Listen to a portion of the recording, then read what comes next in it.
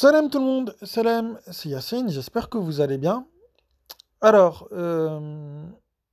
bon, ça va faire 3 ans là que je fais des vidéos, un peu plus de 3 ans, voilà.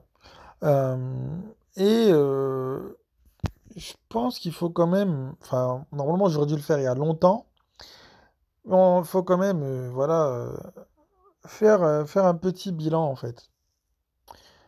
Qu'est-ce que j'ai pu observer pendant ces 3 ans? Je pense que vous avez pu l'observer aussi, vu que ça fait un moment, enfin pour beaucoup d'entre vous, ça fait 3 ans que vous me suivez depuis la première chaîne jusqu'à maintenant. Eh bien en fait, ce qu'on peut, enfin moi en tout cas le premier constat que je fais, c'est que comme dans beaucoup d'autres domaines, il y a une absence de réflexion qui est récurrente. Voilà. En fait, quand on interroge les gens sur pourquoi ils sont sunnites, pourquoi ils sont chiites. Euh, En fait, il y a pas de réponse cohérente. Ils répètent comme des perroquets. Et en fait, il y a vraiment une absence de réflexion. Mais vraiment, c'est grave. Et en fait, ça, bien évidemment, c'est de la faute des hadiths, mais c'est également de la faute des imams. J'explique. Les imams ont dit aux gens, la religion, c'est comme ça, et c'est pas autrement. Ce qui fait que il n'y a pas de réflexion. On ne peut pas réfléchir quand on vous dit c'est comme ça et c'est pas autrement. En gros, on leur dit obéissez et fermez vos gueules. Ce qu'on leur dit aux gens, clairement. 99% des musulmans avec qui je discute n'ont jamais ouvert un Coran de leur vie. Je vous jure que c'est vrai. Parce que je discute pas qu'avec des gens sur Discord ou sur YouTube, je discute aussi sur Telegram, je discute aussi sur l'application Signal, sur WhatsApp. Euh, 99% des gens avec qui je discute, ils n'ouvrent pas le Coran. Ils ne font qu'écouter des imams. Voilà. Ah ben encore, petit exemple, hier, 22 heures, j'ai discuté avec quelqu'un de 22 heures jusqu'à minuit, 1 heure du matin. Le mec, il ne m'a fait que ça, citer des savants. Un tel a dit, bah, l'autre il a donné son avis sur cette question, il a dit que, etc. Et moi quand je lui dis, écoute, moi je m'en fous de ce que ces gens-là ils disent, moi ce que je veux, c'est ton avis à toi, ton avis personnel à toi sur la question. On a discuté notamment de l'homosexualité, on a discuté de la peine de mort, on a discuté de plein de choses, mais ça n'a jamais été son avis personnel, son cheminement personnel, sa réflexion personnelle qu'il m'a donnée. Ça a toujours été la réflexion d'un autre ou les dires d'un autre, mais jamais les siens.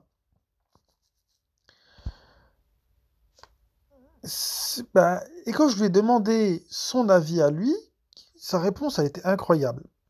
Elle était, bah, je ne suis pas qualifié pour donner ma réponse personnelle. Et je lui ai demandé pourquoi. Il m'a dit parce qu'il y a des gens qui sont plus qualifiés que lui. C'est bien, c'est humble de penser ça. Et je lui ai demandé, mais est-ce que tu lis le Coran? Est-ce que tu l'étudies, etc. Il m'a dit, bah non, il y a les savants pour ça. Moi, je lis le Coran, mais je ne l'étudie pas. Donc tu lis le Coran sans l'étudier. Je lui dis, qu'est-ce que ça veut dire pour toi? Et il m'a dit bah, qu'il lit le Coran pour avoir des hasanat. Et donc, tu ne lis pas pour chercher à comprendre le message qu'Allah t'envoie, mais uniquement parce que des savants t'ont dit que lire le Coran, ça va rapporter des hasanat. Et en fait, il est là le problème. C'est que très peu de gens, très peu de gens cherchent à comprendre le message coranique. Très peu de gens, voire quasi personne en vrai. Quasi personne. Même les soi-disant imams et les soi-disant savants, ils n'ont rien compris hein, du message. Hein, parce que eux-mêmes ne l'étudient pas. Eux, ils étudient des trucs à côté. ils ont des bibliothèques entières. Comment voulez-vous qu'ils aient le temps de donner du temps au Coran? Voilà. J'aime bien, il y avait la Gastonnade, à qui je passe le salam s'il écoute la vidéo, qui avait dit quelque chose qui m'avait fait rire sur Discord. Il m'avait dit, regarde, Théma, euh, la bibliothèque que le chéri a, chaque livre, il explique le précédent. Donc voilà, le mec, il a une bibliothèque de centaines de livres, et chaque livre explique le précédent, ce qui fait qu'en fait, il a absolument pas le temps de se consacrer au Coran. Voilà. Récemment, bah, c'était là, avant-hier et le jour précédent, j'ai discuté avec un islamologue sud-africain. Très intéressante la discussion, mais vraiment très intéressante. Euh, Pareil, même problème. Alors pourtant, c'est un mec qui est blindé de diplômes, hein. Il a fait ses études aux États-Unis, il a fait ses études en Suisse, il a étudié également en Égypte, et ensuite il est retourné chez lui en Afrique du Sud. Et donc j'ai discuté avec lui, et au moment où j'aborde le sujet des hadiths, il me dit qu'on ne peut pas retirer le contexte de la révélation, voilà, dans lequel le Coran est apparu. Sauf que je lui fais remarquer que si le Coran est intemporel, on ne peut pas l'attacher à une époque, parce qu'il est censé être intemporel. Qui dit intemporel dit, voilà, pas attaché à une époque. Donc il n'y a pas de contexte de révélation. Donc si le Coran est attaché à un contexte de révélation, bah dans ce cas-là, on doit vivre comme il y a enfin, il y a 14 siècles, quoi, d'après les chiffres officiels. Et moi, je lui dis, regarde, voilà, donc je lui ai montré certains versets qui, normalement, auraient dû le faire réfléchir. Pourtant, c'est un islamologue, hein, c'est un islamologue. Et non, ça fonctionne pas. Ça fonctionne pas. Pas de réflexion, pas de... Donc moi, enfin voilà, moi je dis que, écoute, moi, les savants, c'est mort, et que les Sahih al-Bukhari ou ce que tu veux, j'en voudrais même pas pour faire un barbecue, parce que de peur de- d'intoxiquer la viande. Voilà. Mais, en fait, c'est ça, en fait, ce que les gens n'arrivent pas à comprendre, c'est que par la révélation, Dieu nous offre la liberté de réfléchir.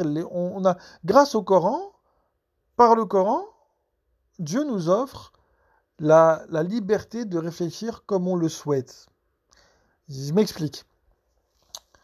Vous savez, dans le Coran, on nous demande de suivre le millet d'Ibrahim. D'accord. L'une des composantes de ces fameux millettes d'Ibrahim, c'est quoi? C'est le fait de se détacher de sa tradition, de la tradition de ses ancêtres. Je m'explique.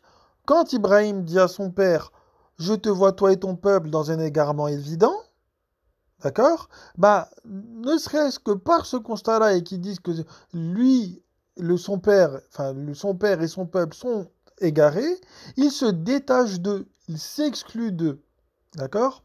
Quand il va détruire ces fameuses idoles, c'est pour démontrer aussi le fait qu'ils renient tout de leurs croyances et que il se soumet à Dieu, soumet entre guillemets, hein, vous savez ce que je pense du mot Islam, il se soumet à Dieu, on va dire ça comme ça pour garder la traduction, mais en fait soumettre c'est plutôt s'élever, mais il comprend l'existence de Dieu et ce qu'il est par sa propre réflexion.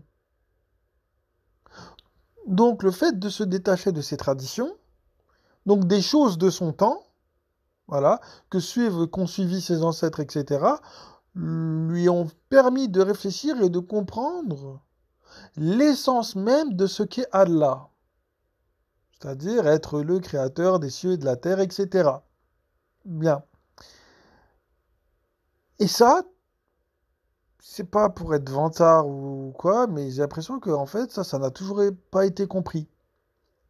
Les gens continuent de suivre des traditions sans réfléchir, sans absolument aucune réflexion. Voilà. D'ailleurs, les imams, vous interdisent de réfléchir. Parce que si vous allez commencer à réfléchir, vous allez commencer à poser des questions gênantes. Et si vous posez des questions gênantes, ils vont pas savoir répondre. Je sais, j'ai discuté avec certains imams et quand ils bégayent, ils te traitent de mécréant. Bon. D'ailleurs, il y a même eu des témoins sur Discord, etc. Un fameux mariage. Voilà. Euh, donc, ils vous empêchent de réfléchir pour ne pas que vous posiez des questions pertinentes auxquelles ils ne pourraient pas répondre. Dieu, pourtant, euh, vous a donné un cerveau. D'ailleurs, petite réflexion, le mot cœur dans le Coran, enfin, c'est le gelb, qui a été traduit par cœur, c'est pas cœur. Ce serait plutôt le cerveau. Et le sodour, ce serait la boîte crânienne. Parce que le cœur, ça n'est qu'une pompe. Hein, voilà, c'est juste une pompe qui pompe du sang, c'est tout. Les sentiments sont dans le cerveau, au passage. Et quand Allah il nous demande de réfléchir, c'est avec notre cerveau. Le cœur, c'est juste un organe qui pompe, c'est tout. Mais bon, bref. Qu'est-ce que je disais? Oui, voilà. Donc, comme ils vous ont empêché de réfléchir, et ben vous restez dans la tradition de vos ancêtres. Ce qui est tout l'inverse de ce que le Coran demande. Tout l'inverse. En fait, si vous suivez les imams, eh ben, ils vont vous faire tout l'inverse du Coran. Voilà. Ils vont vous envoyer dans le shirk, ils vont vous empêcher, ils vont vous interdire de réfléchir, et si vous ne faites pas ces deux choses-là, eh ben, vous vous éloignez de ce que Allah vous demande de faire. Voilà. Donc le constat au bout de ces 3 années, c'est que dans le monde religieux, que ce soit sunnite, chiite, voire même juif, chrétien, ce que vous voulez, parce que je discute aussi avec des juifs et des chrétiens sur Discord, euh, eh bien, il y a une absence de réflexion qui est incroyable. Mais vraiment, c'est vraiment le niveau zéro de la réflexion. Mais vraiment. Il y a, je sais pas, c'est...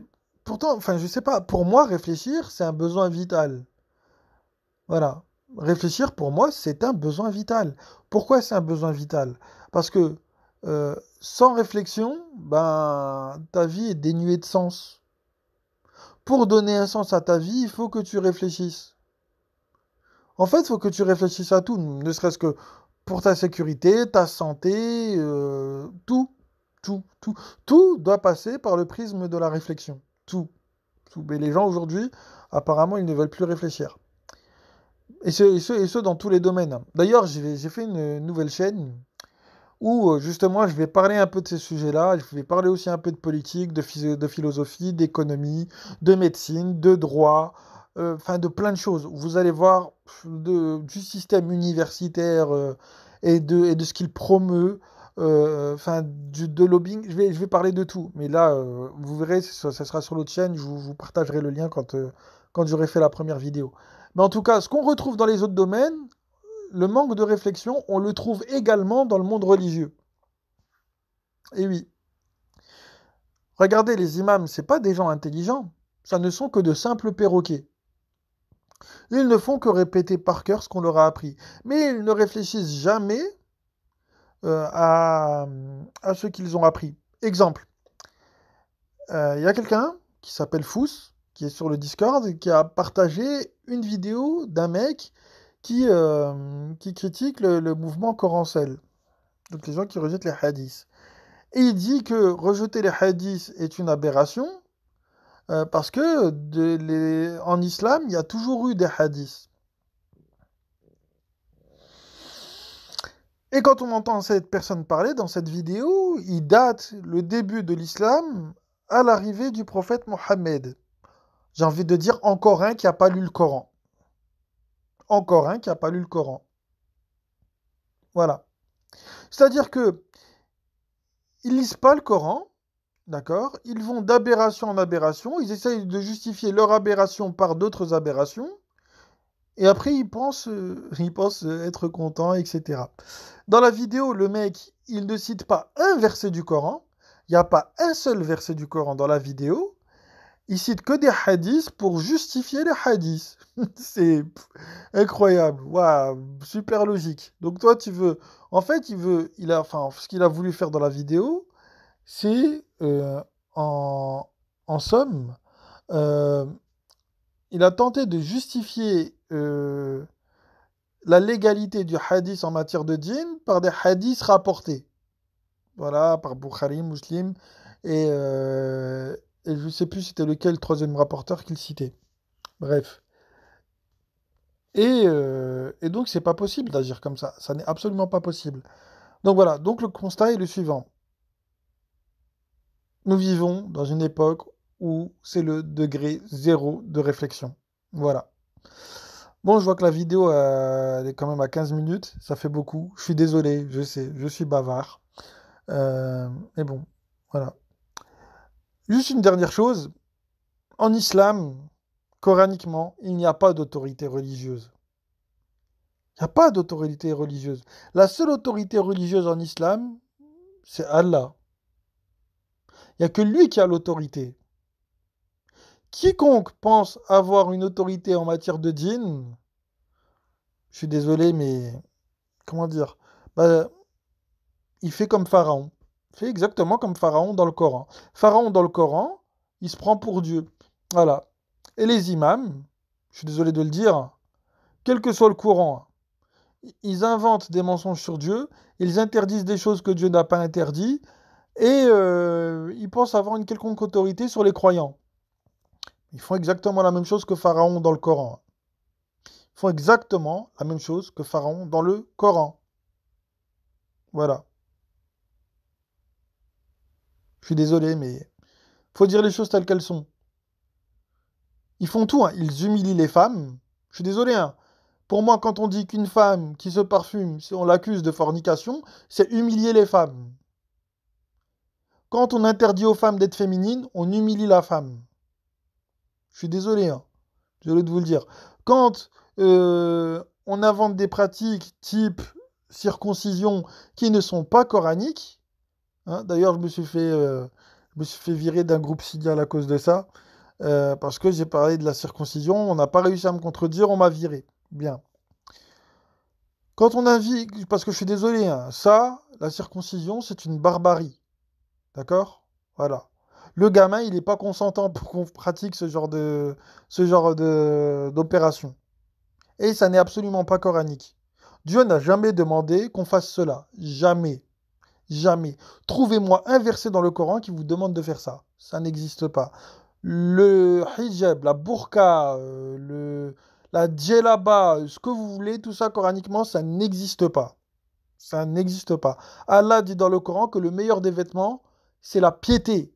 Ça n'est pas le hijab, ça n'est pas la burqa, ça n'est pas la djellaba, ça n'est pas le kamis, ça n'est pas la kippa. Voilà. Que les choses soient bien claires. Et c'est ça qui m'énerve. En fait, il y a un verset qui le dit. En fait, ils font des choses répugnantes et après ils accusent Dieu comme étant à l'origine de ces choses qui sont répugnantes. Voilà. Par exemple, la pédophilie. Ils vont dire non, mais c'est halal la pédophilie. Bah oui, je suis désolé parce que quand on dit oui, mais c'est bon, tu peux épouser une fille à 6 ans et consommer le mariage à 9 ans, je suis désolé. Moi, j'appelle ça de la pédophilie. Je suis désolé, hein. Et voilà. Donc, ils accusent Dieu d'être à l'origine de la pédophilie. Enfin, le prophète et Dieu d'être à l'origine de leur pratique pédophile. Bon, bref, voilà. Donc, tout cela est vrai. Je suis désolé, mais c'est la vérité. Et tant que les gens ne commenceront pas à réfléchir sur ces conneries-là, on n'avancera pas. Que les choses soient claires. Voilà. Sur ce, moi je vous passe le salam. Je pense que j'en ai un peu trop dit, mais bon, c'est pas grave. Sur ce, je vous passe le salam et je vous dis à une prochaine. Salam.